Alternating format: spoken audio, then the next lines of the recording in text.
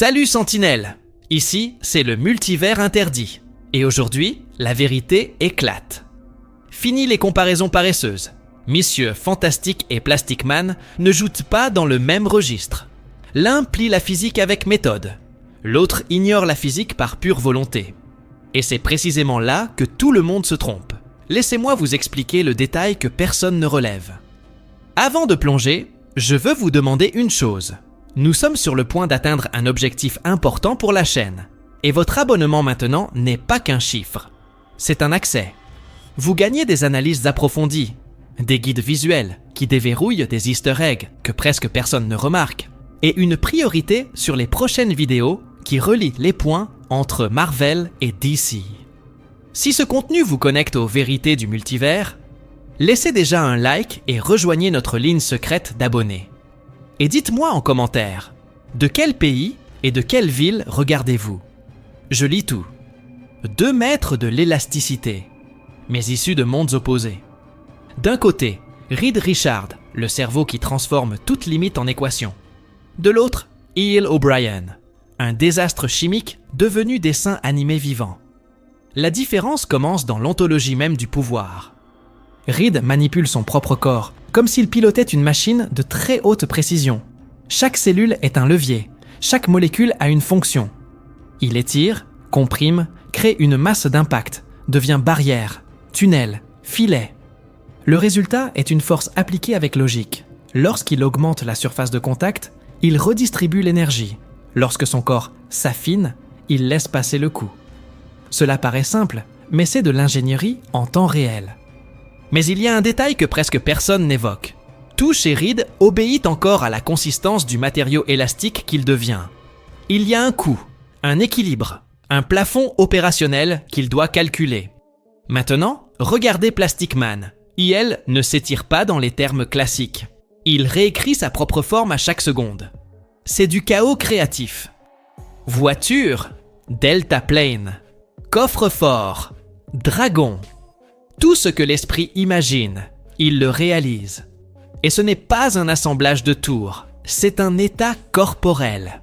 Voilà pourquoi les comparaisons linéaires échouent. Vous mesurez la portée de Reed en kilomètres. E.L. répond en changeant de registre de réalité. Reed allonge un levier pour multiplier la force. E.L. devient catapulte, projectile et décor en même temps. La vraie question n'est pas qui s'étire le plus, mais qui garde le contrôle du champ narratif du combat. Et c'est là que la rupture commence. Reed gagne les batailles de position. Il encercle, restreint, anticipe le vecteur de l'adversaire et transforme le terrain en équation. Quand il le faut, il devient muraille ou fouet cinétique, plie son corps pour contenir sans tuer, absorbe l'impact et restitue l'énergie comme un ressort. Voilà pourquoi il a déjà maîtrisé des équipes entières de poids lourds. Son pouvoir, c'est de la géométrie appliquée. Mais, et c'est le point qui change tout, la géométrie de Reed part encore d'un matériau cohérent avec notre monde. Il s'étire, mais ne devient pas conceptuellement autre. La plupart s'arrêtent ici et pensent que la comparaison est juste. Laissez-moi vous montrer pourquoi non. Il joue avec la grammaire de la Soren. Il n'occupe pas seulement l'espace, il redéfinit ce qui peut entrer dans l'espace. Pas de plafond de forme, pas de douleur persistante, pas d'usure visible. Quand on réduit L à le même pouvoir, mais plus exagéré, on perd la nuance. Plastic Man fonctionne comme une exception aux règles, presque un glitch conscient. Ce n'est pas une hyperbole gratuite, c'est l'axe qui sépare les deux. Reed travaille avec optimisation et limite.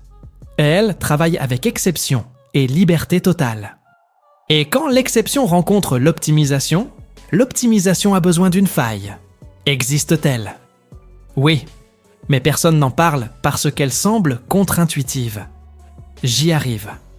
Alors pourquoi commencer la vidéo en disant qu'on ne peut même pas comparer? Parce que leur propre expérience du combat exige des lentilles différentes. Reed crée l'avantage par la planification instantanée et la lecture de schémas. Il effondre les schémas. Reed tire profit d'un adversaire prévisible, même puissant, et elle convertit l'imprévisibilité en arme principale. Ce qui paraît injuste est en réalité le cœur de la discussion. Ils évoluent dans des domaines distincts.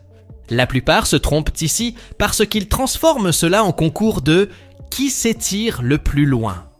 Ce n'est pas une question de distance, c'est une question d'autorité sur la forme. Et quand la forme est tout, le champ entier devient un outil.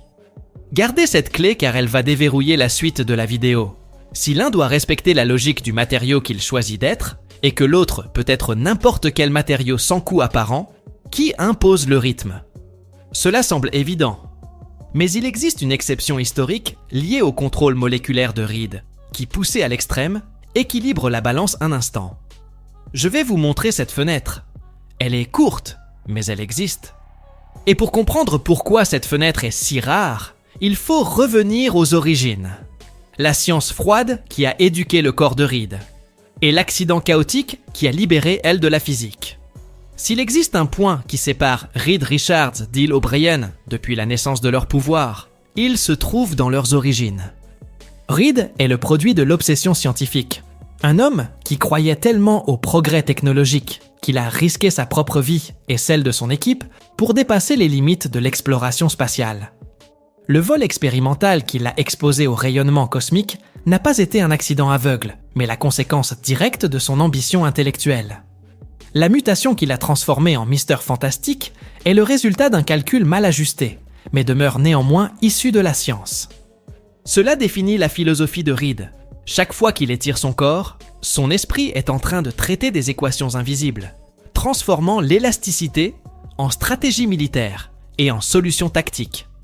Il ne improvise pas des pouvoirs. Il applique ses connaissances en temps réel. De l'autre côté, Hill O'Brien n'était ni scientifique, ni héros, ni exemple de discipline.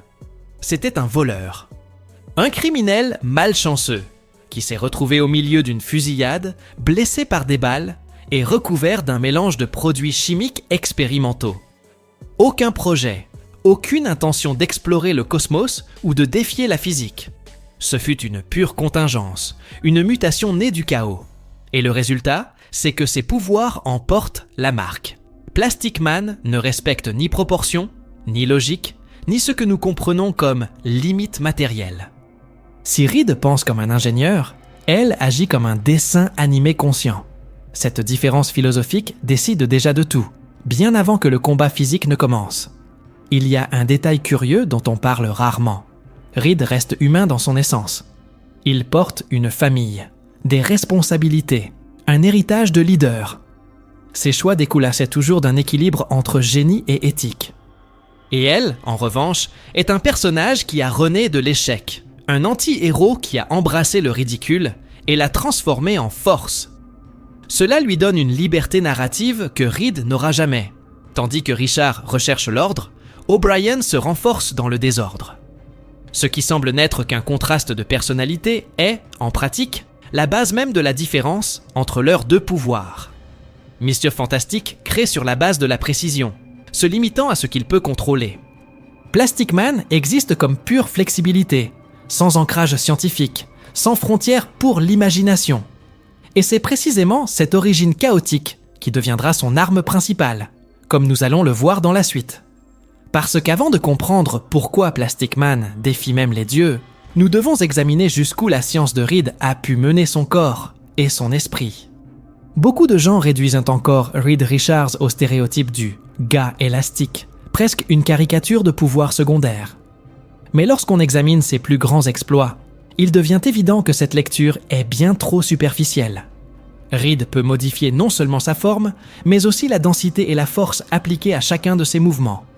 Cela l'a déjà placé au même niveau que certains des plus grands poids lourds de Marvel. Il a déjà réussi, par exemple, à contenir en même temps Thor, Hulk, Hercule et Iron Man, tous emprisonnés à l'intérieur de son corps dilaté. Cette scène est révélatrice, car elle montre qu'il ne s'agit pas seulement d'élasticité. C'est une maîtrise moléculaire totale, utilisée de manière tactique pour neutraliser des dieux et des titans. Sa résistance est également souvent sous-estimée. Le corps de Reed s'est déjà montré pratiquement impénétrable. Les balles ricochent sans causer de dommages. Même les griffes en adamantium de Wolverine n'ont pas réussi à le transpercer. Lors de batailles contre des entités cosmiques, il a résisté à des attaques capables de détruire des mondes entiers. On a des récits de Reed supportant l'énergie stellaire, et même des coups de Galactus. Cela remet en perspective l'ampleur de sa physiologie, qui dépasse largement l'idée d'homme de caoutchouc. Reed est, en essence, un champ d'énergie élastique impossible à briser par des moyens conventionnels. Mais l'aspect le plus dangereux de Monsieur Fantastique n'est pas seulement sa force brute ou sa résistance. C'est la créativité avec laquelle il applique ce pouvoir. Richard a déjà transformé ses propres membres en armes, en boucliers, en outils et même en barrières pour protéger des villes entières. Il peut générer plusieurs bras, créer des formes de contention ou encore modeler son corps en structures complexes qui fonctionnent comme des pièges vivants. Cette polyvalence est amplifiée par son esprit scientifique. Reed n'improvise pas comme quelqu'un qui expérimente pour la première fois. Il calcule, anticipe, optimise. Ce que peu de gens perçoivent, c'est qu'il franchit également les frontières de l'espace ordinaire. Dans des histoires de plus récentes, Reed a appris à étirer non seulement son corps, mais aussi sa propre existence dans des dimensions alternatives. Il y a eu un moment où il a littéralement entraîné ses ennemis dans la 4e dimension, un lieu où la perception humaine ne fonctionne pas et où le corps se désoriente. C'est un pouvoir presque Lovecraftien, car il transforme l'acte de combattre Reed en une expérience impossible à comprendre rationnellement. Tout cela renforce l'idée que Reed Richards ne peut pas être considéré uniquement comme le cerveau des fantastiques ou le scientifique élastique.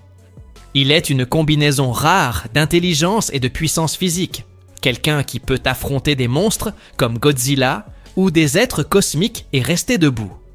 Seulement, aussi impressionnant que soient dans ses exploits, il existe une barrière que Reed ne peut pas franchir, car au fond, il joue encore à l'intérieur des règles de la physique, même s'il les déforme jusqu'à l'extrême. Et c'est précisément là que Plastic Man transforme le jeu en quelque chose de complètement différent. Muitas pessoas ainda reduzem Reed Richards ao estereótipo do cara elástico, quase uma caricatura de poder secundário. Mas quando examinamos suas maiores façanhas, fica evidente que essa leitura é superficial demais. Reed pode modificar não apenas a forma, mas também a densidade e a força aplicada em cada movimento. Isso já o colocou no mesmo nível que alguns dos maiores pesos pesados da Marvel. Ele já conseguiu, por exemplo, conter ao mesmo tempo Thor, Hulk, Hércules e o Homem de Ferro, todos aprisionados dentro de seu corpo expandido. Essa cena é reveladora porque mostra que não se trata apenas de elasticidade. É domínio molecular total, usado de forma tática para neutralizar deuses e titãs. Sua resistência também costuma ser subestimada. O corpo de Reed já se mostrou praticamente impenetrável. Balas ricocheteiam sem causar danos. Nem mesmo as garras de adamantium do Wolverine conseguiram perfurá-lo. Em batalhas contra entidades cósmicas, ele resistiu a ataques capazes de destruir mundos inteiros. Há relatos de Reed suportando energia estelar e até golpes do próprio Galactus.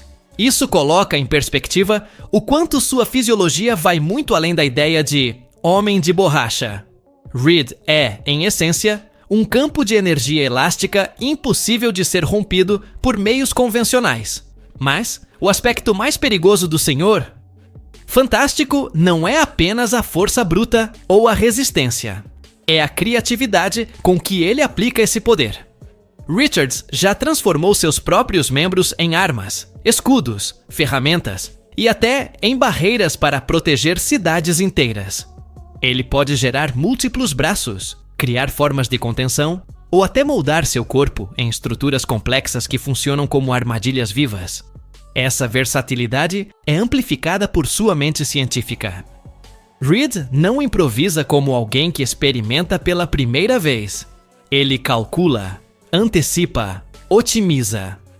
O que poucas pessoas percebem é que ele também ultrapassa as fronteiras do espaço comum. Em histórias mais recentes, Reed aprendeu a esticar não apenas o corpo, mas também a própria existência em dimensões alternativas. Houve um momento em que ele literalmente arrastou inimigos para a 4ª dimensão, um lugar onde a percepção humana não funciona e o corpo se desorienta. É um poder quase Lovecraftiano, porque transforma o ato de lutar contra Reed em uma experiência impossível de compreender racionalmente. Tudo isso reforça a ideia de que Reed Richards não pode ser tratado apenas como o cérebro dos fantásticos ou o cientista elástico. Ele é uma combinação rara de inteligência e poder físico. Alguém que pode enfrentar monstros como Godzilla ou seres cósmicos e permanecer de pé. Só que, por mais impressionantes que sejam essas façanhas, existe uma barreira que Reed não consegue ultrapassar.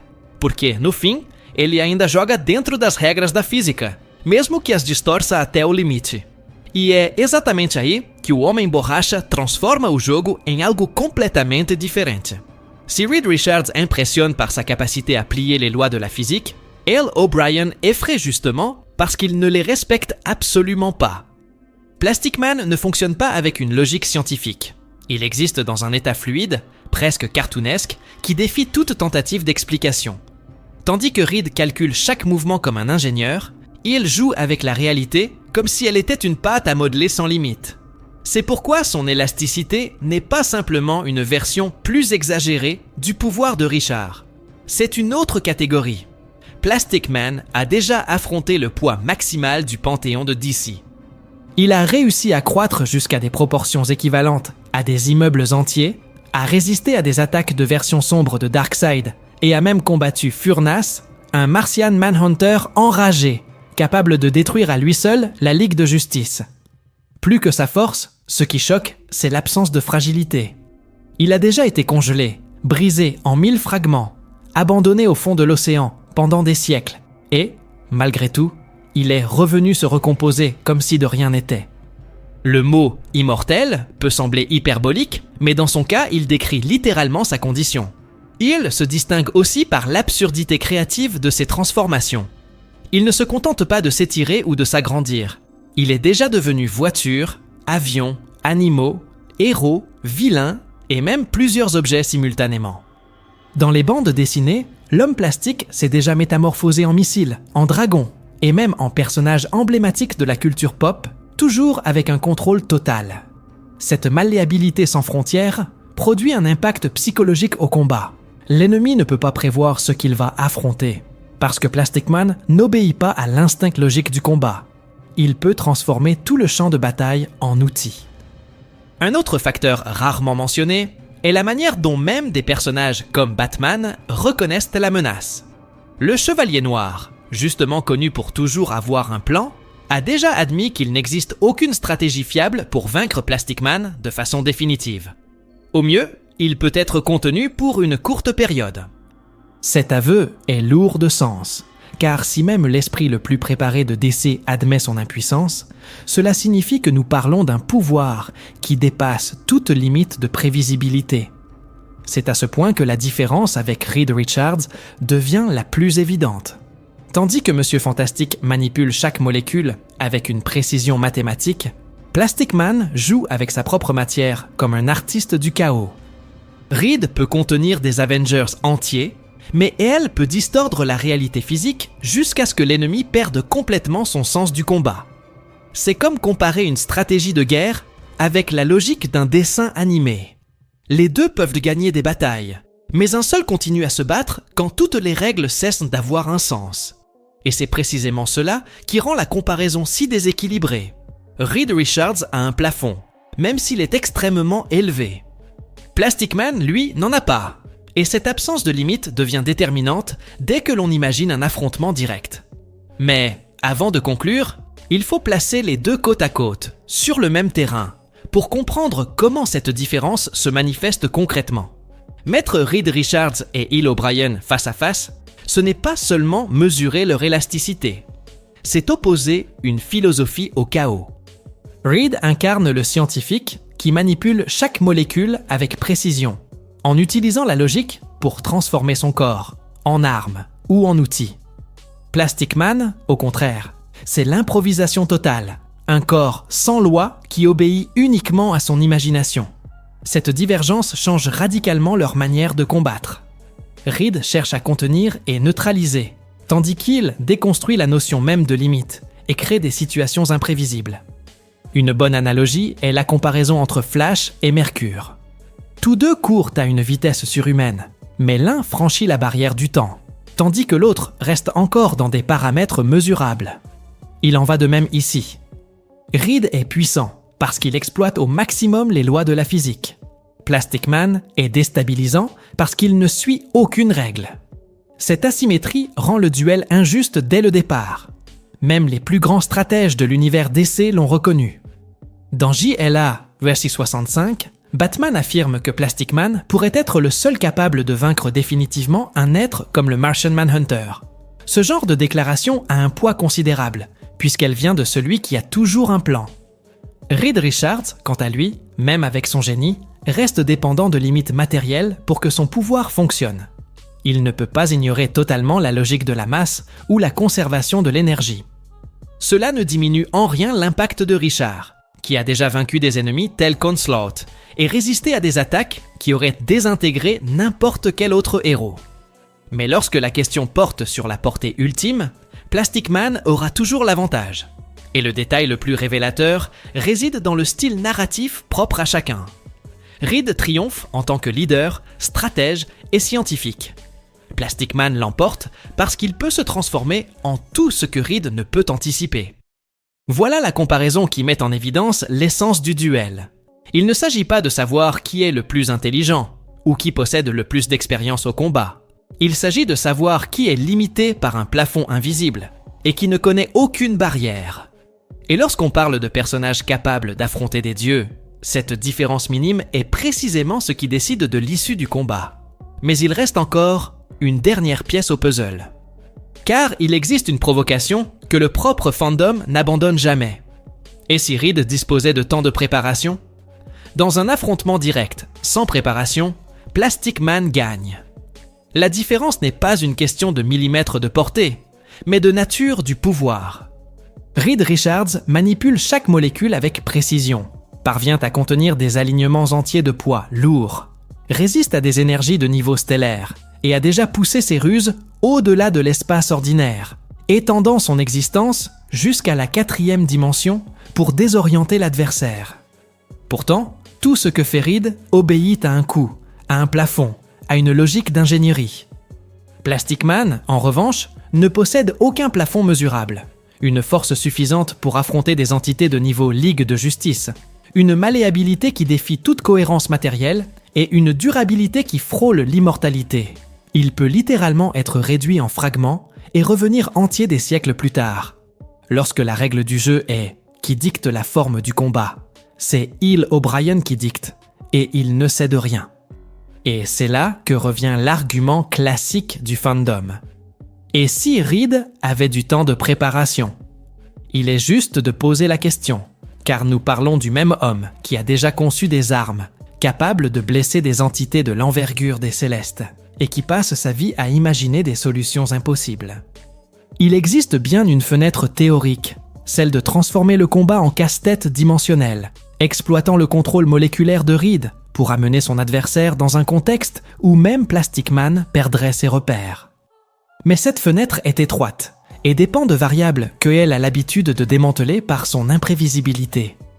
Même des esprits comme celui de Batman admettent que vaincre Plastic Man de façon définitive frôle l'impossible. Au mieux, on peut le retarder. Quand même, le planificateur suprême de DC parle de simple confinement temporaire. Cela en dit long sur la symétrie. Alors, le verdict est clair. Plastic Man remporte la couronne dans ce registre de pouvoir, tandis que Reed demeure, sur le plan narratif, une pièce centrale de l'univers Marvel, un leader, un esprit stratégique, et oui, l'un des héros les plus sous-estimés lorsqu'il s'agit de puissance physique. La véritable question est ailleurs. Dans une rencontre canonique avec préparation réelle et contexte, quel type de contre-mesure Reed oserait-il concevoir face à un corps qui ne connaît aucune limite ? S'il existe une réponse, elle passerait par une faille dimensionnelle, et non par la force brute. Si ce type d'analyse t'apporte un avantage dans les discussions et te permet de percevoir ce que les bandes annonces et les comics dissimulent, abonne-toi dès maintenant. Nous sommes sur le point d'atteindre un objectif important pour la chaîne et ton abonnement te place au premier rang des prochaines enquêtes. Guide visuel, comparatif comics versus adaptation et théorie fondée sur des bases d'années réelles. Ton soutien est ce qui maintient cette ligne éditoriale vivante et en expansion. Avant de conclure, laisse en commentaire. De quelle ville et de quel pays regardes-tu cette vidéo? Je lis tout. Et si cette plongée t'a relié aux vérités de ce duel, diffuse ton like pour montrer que tu veux davantage de duels impossibles, expliqués avec méthode.